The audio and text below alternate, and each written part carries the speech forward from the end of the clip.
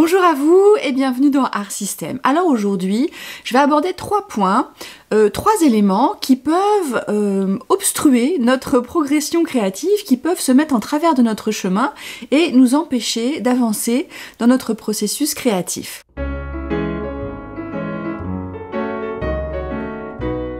Avant de commencer, j'aimerais vous dire que si vous souhaitez me soutenir, vous pouvez le faire en cliquant sur le lien qui figure dans la description de cette vidéo. Ça vous amènera vers une page de dons sur mon site.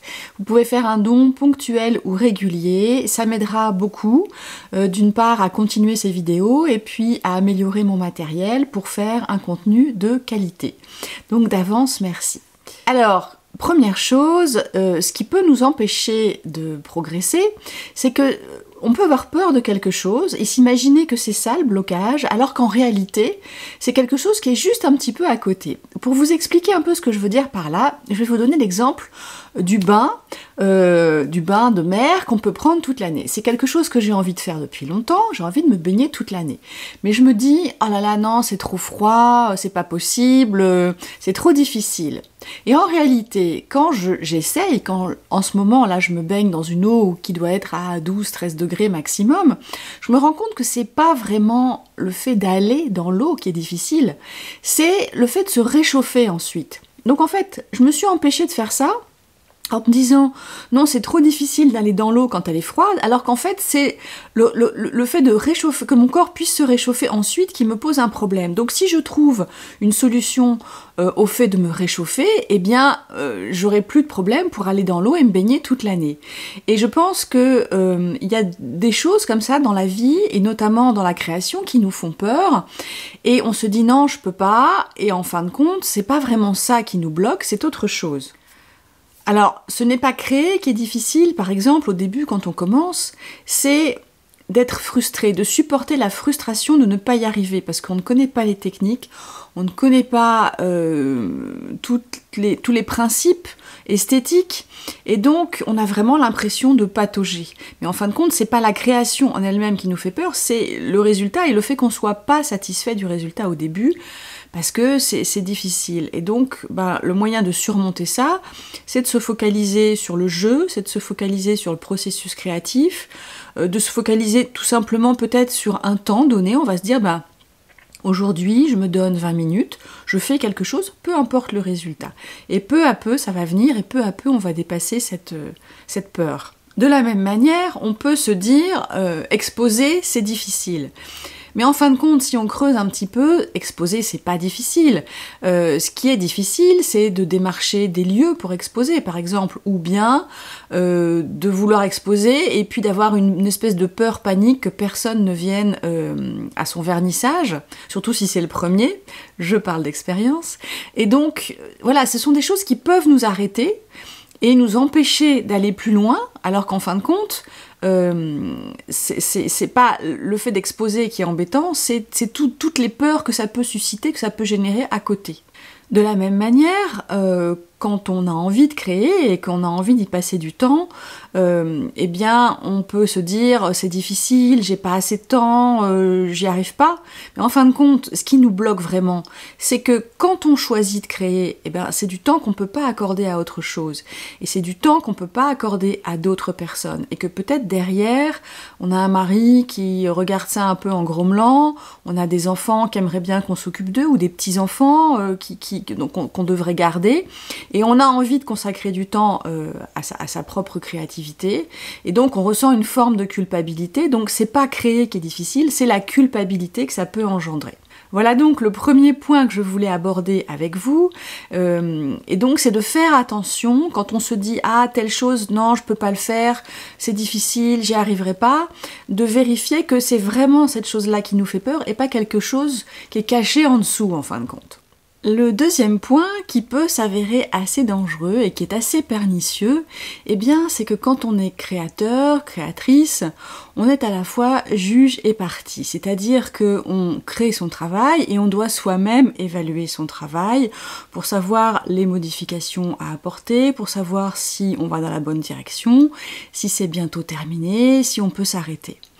Le problème, c'est que, au moins au début, on a tendance à faire ça en même temps.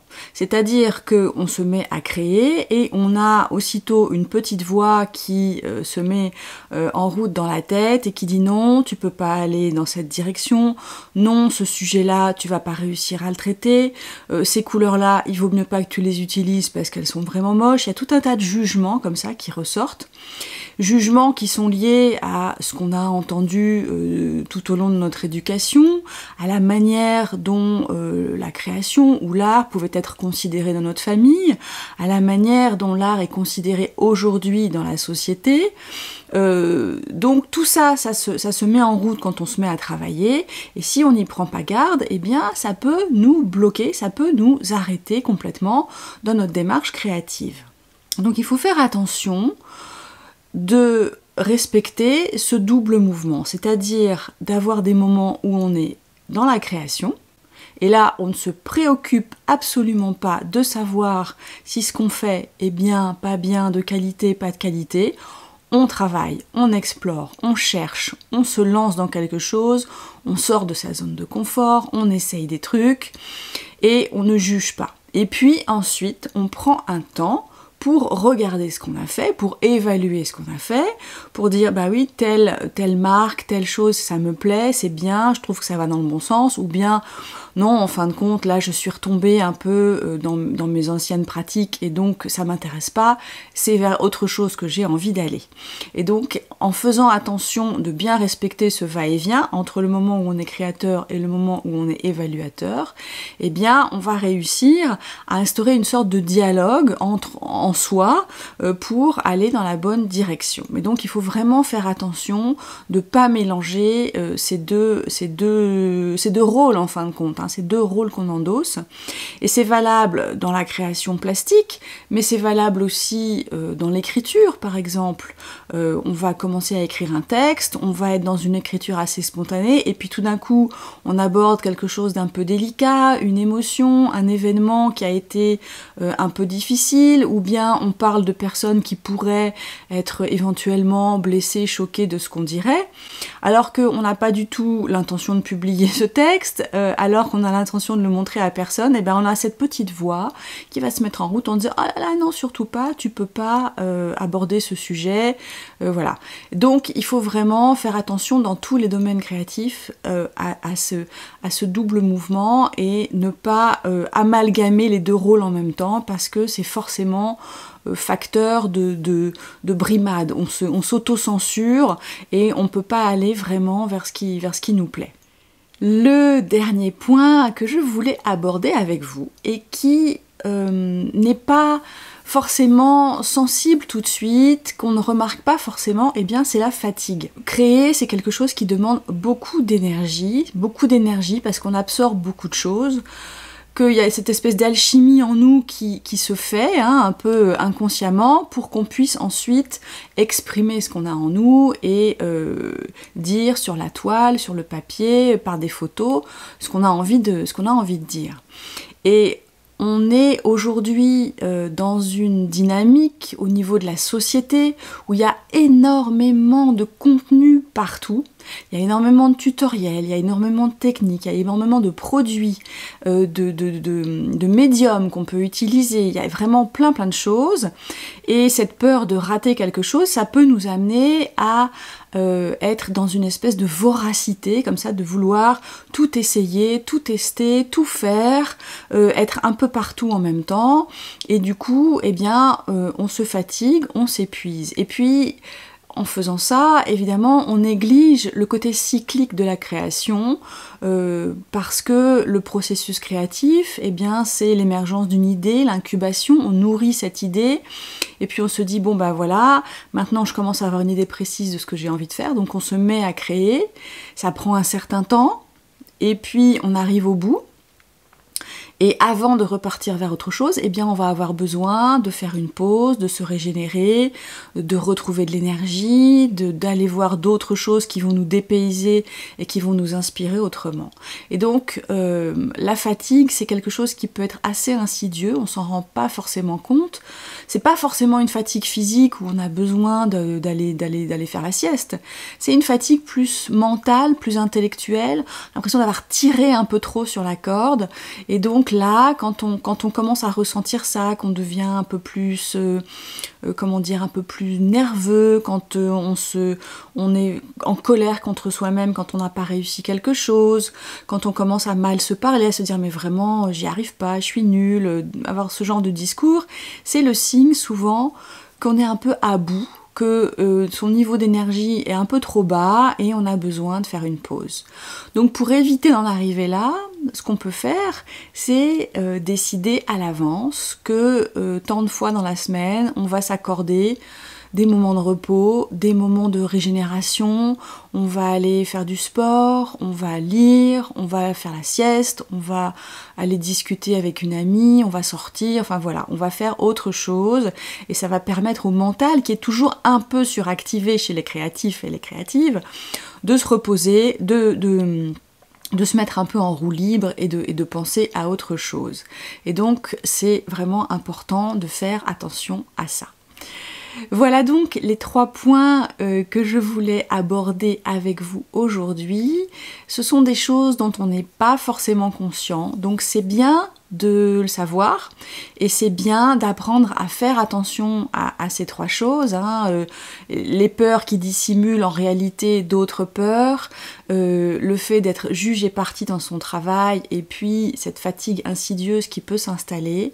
C'est bien d'en être conscient, d'y faire attention pour éviter d'aller au-delà de ses limites, pour éviter l'autocensure, pour éviter de se tromper de peur et de s'empêcher de faire des choses alors qu'en réalité on pourrait trouver la solution à ce qui nous arrête vraiment et ainsi pouvoir continuer.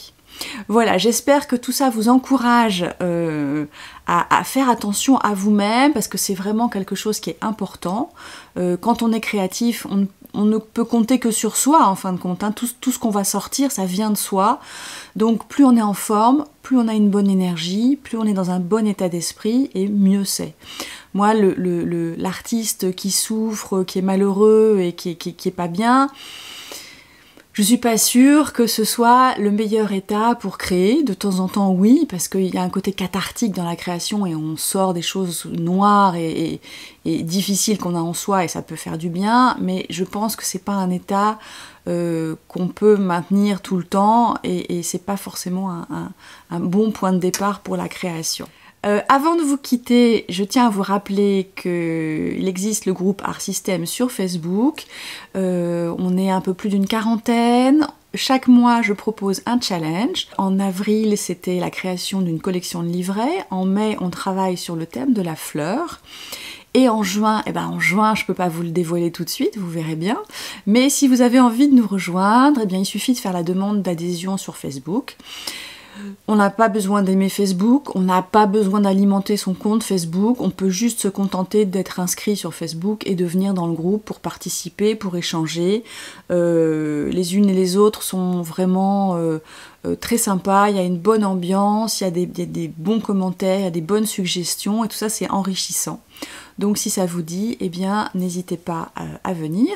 Et puis si vous voulez recevoir ma newsletter, le lien pour s'inscrire est dans la description de la vidéo. À partir du mois de juin, ma newsletter sera sur mon site, sur mon blog, en fin de compte, j'aurai plus de service de newsletter parce que je trouve que c'est une forme d'éparpillement et qu'il faut être partout à la fois et moi aussi je suis fatiguée quelquefois et moi aussi j'ai envie de simplifier ma vie. Donc voilà, le meilleur moyen c'est de vous abonner à mon blog, comme ça vous raterez rien et puis c'est une manière de me soutenir aussi, de me montrer que vous êtes là et que vous êtes attentif. Je vous souhaite une bonne fin de semaine, une bonne inspiration. Je serai peut-être absente au prochain rendez-vous parce que j'ai peut-être besoin de vacances, moi aussi. Donc je vais peut-être faire une pause. On verra bien, c'est pas décidé encore. Je vous dis à bientôt, au revoir.